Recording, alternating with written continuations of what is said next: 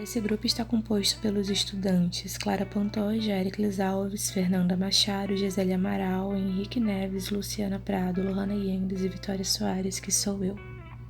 Nós vamos falar sobre hipersensibilidade tipo 2. Bom, para começar, eu gostaria de falar um pouco mais sobre o que é hipersensibilidade.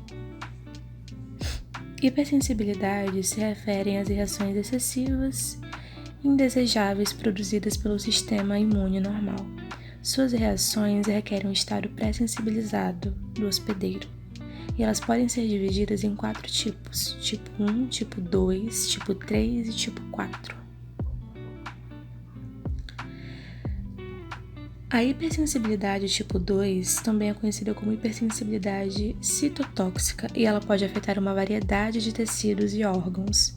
Seus antígenos são normalmente endógenos, embora agentes químicos exógenos podem se ligar a membranas celulares e também podem levar à hipersensibilidade tipo 2. A granulocitopenia e a trombocitopenia são exemplos disso. Vamos falar um pouco mais sobre anticorpos. Olá, meu nome é Henrique Neves e eu vou falar um pouco sobre as imunoglobulinas que estão presentes no sistema de hipersensibilidade do corpo humano. Bem, primeiro precisamos saber o que são. As imunoglobulinas são proteínas de defesa e atuam como anticorpos do organismo, protegendo, identificando e memorizando agentes patógenos. Estas são produzidas pelos linfócitos B. Existem 5 imunoglobulinas produzidas no nosso corpo. Estas são a IgG, que é a imunoglobulina de memória. Ela vai ser responsável por identificar e memorizar um patógeno para futuramente combatê-lo. Temos a IgE. A IgE já é importante nos processos alérgicos. Ela está responsável por qualquer processo alérgico que você consiga imaginar. Temos a IgM. A IgM é a de fase inicial. Ela é ativadora do sistema imunológico, ou seja, antes de todas essas imunoglobulinas, a IgM vai estar lá, ser a primeira a ser criada e vai iniciar o processo imunológico. Temos também a IgA, que já está na proteção das mucosas. Todo tipo de mucosa que você conseguir imaginar, a IgA está presente para combater qualquer vírus ou bactérias. E a IgD? A IgD, existem pesquisas, todavia, sobre ela, porque não se conhece muito. O que se sabe é que ela ativa células de proteção. Bem, eu vou falar aprofundar um pouco sobre a IgM e a IgG, que são as principais imunoglobulinas do corpo humano.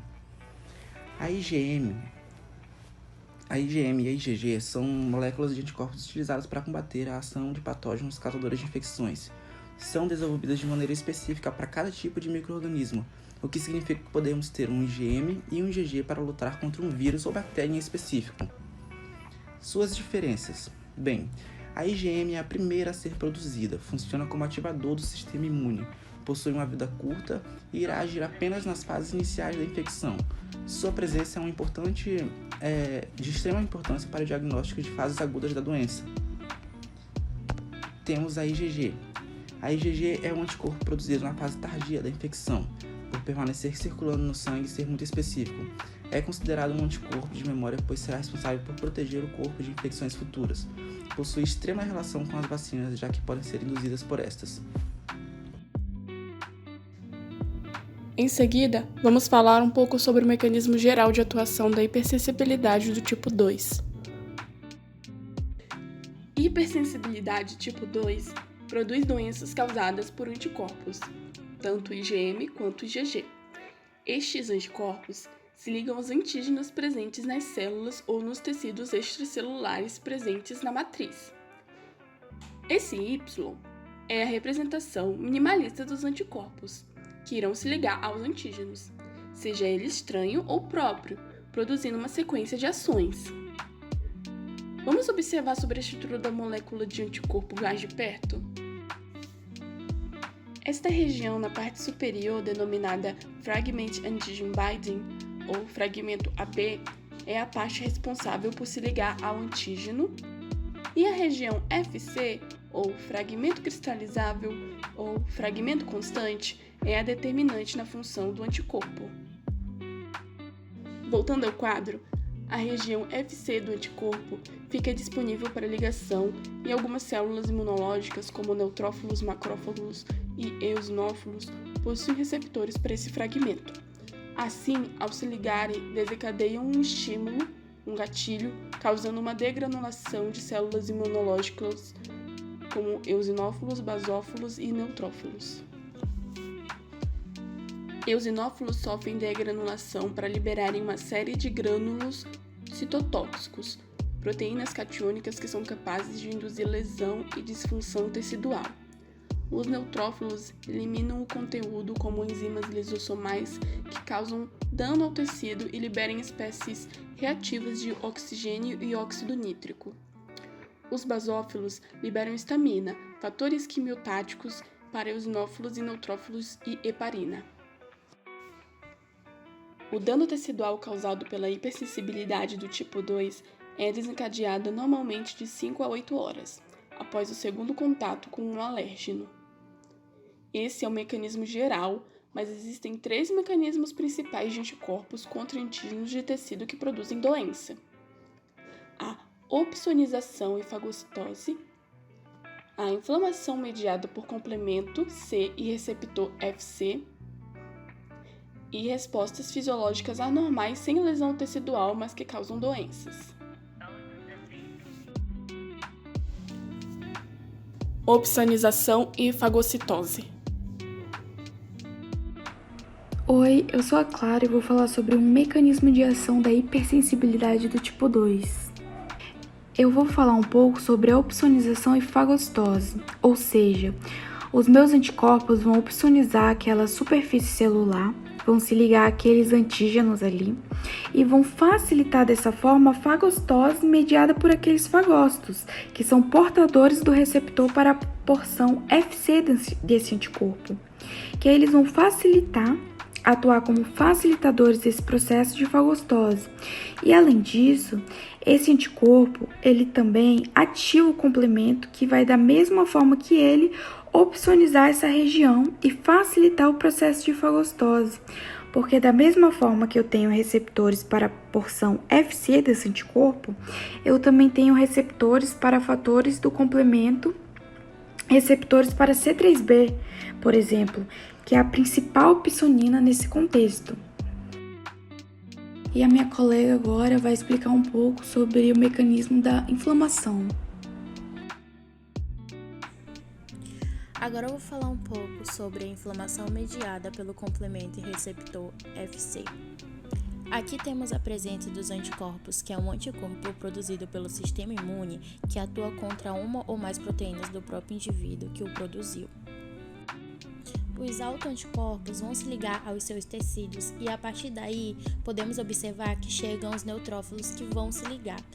E como sabemos, os neutrófilos podem se degranular e soltar o seu conteúdo, levando ao processo de inflamação do leito capilar ou a vasculite, por exemplo. E também devemos lembrar que a presença de proteína sendo um complemento da via clássica, porque se tem um anticorpo, eu inicio a via clássica desse complemento. E isso também é algo que não é muito interessante para a gente.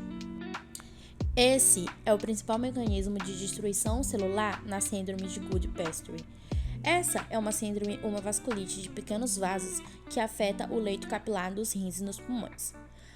Nos rins vai causar glomerulonefrite progressiva e nos pulmões vai causar hemorragia pulmonar. Os autoanticorpos que se ligam às membranas basais ativam a via clássica do sistema complemento e inicia uma inflamação dependente de neutrófilos. E tudo isso é uma doença autoimunológica.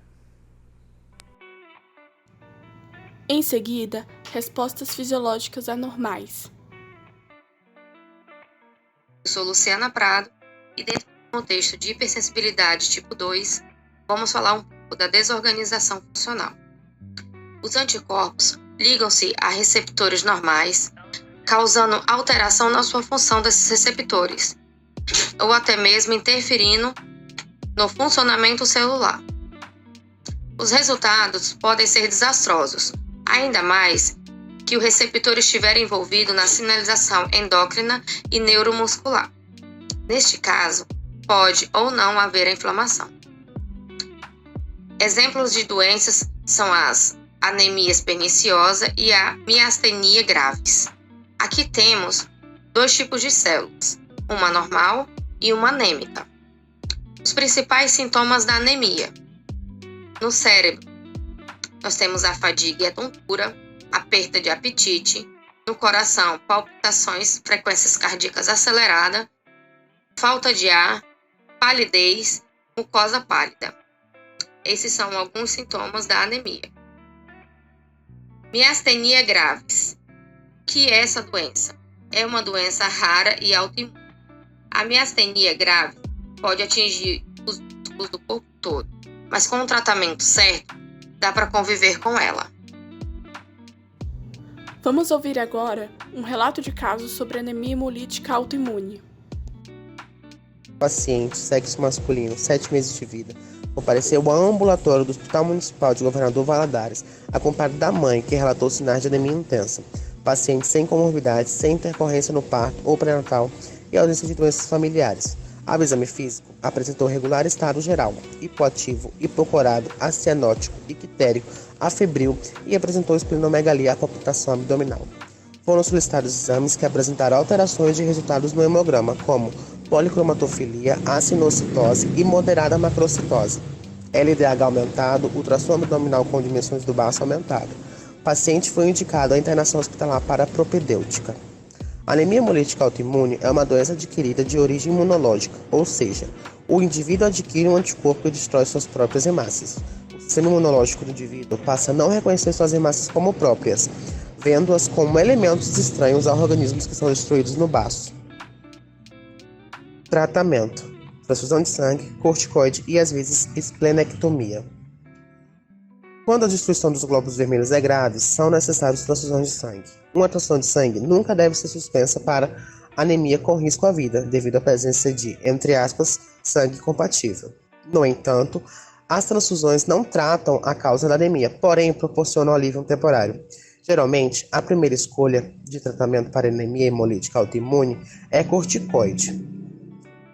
De início, são usadas doses elevadas, seguidas de redução gradual da dose no decorrer de várias semanas ou meses. Quando não responde aos corticoides, ou quando estes provocam efeitos colaterais intoleráveis, a cirurgia para a remoção do baço, esplenectomia, é frequentemente próximo ao tratamento. Esse apanhado geral sobre hipersensibilidade tipo 2 foi feito por alunos de enfermagem do 3º período da FINCA. Obrigada pela